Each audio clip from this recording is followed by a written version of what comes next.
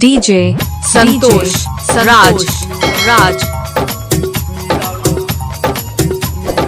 DJ जीवन राज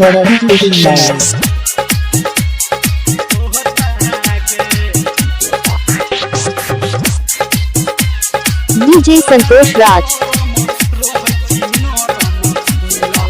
DJ Santosh सराज राज recording studio DJ जीवन राज के साखी कहबो हम कहथी गे सुन के साखी डीजे संतोष राज कहथी हमर सैया जानो ने में डीजे संतोष सराज राज कोरन गरम रहै छी नरम दुआ के तोहता गे कोरन गरम रहै छी नरम मिलल बदुआ के डीजे संतोष राज गे कोरन गरम रहै छी डीजे नरम संतोष सराज गे डीजे जीवन राज डीजे सुमित सतीश रैमा डीजे संतोष राज डीजे संतोष सराज राज सैया हमर पकलो लागे जोता में को लागे ओहिना रह जाय छै हां सैया हमर डीजे संतोष राज लागे जोता में को लागे डीजे संतोष सराज राज हां कोना बुझाबी कोना समझाबी कोना बुझाबी कोना समझाबी पढ़ाई जना तोहता गे कोरन डीजे संतोष राज नरम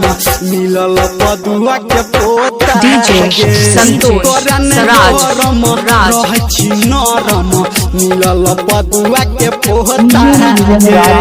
कोरन गरम रहै छी नरम मिलल बदुआ के पोता गे डीजे संतोष राज डीजे संतोष सराज राज डीजे जीवन राज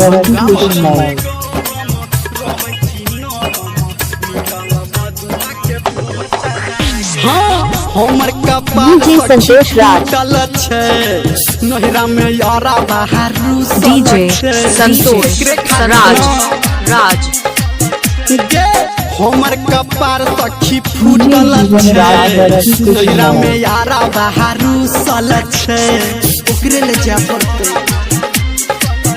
हां टूटा डीजे संतोष राज कहानी रमलिया टूटा कमरिया डीजे संतोष सराज राज करन गरम रहै छी नरम पदुआ के पोहता गे करन गरम रहै छी नरम मिलल डीजे संतोष राज पोहता गे करन गरम डीजे संतोष सराज राज पोता गे डीजे जीवन राज कुशमोल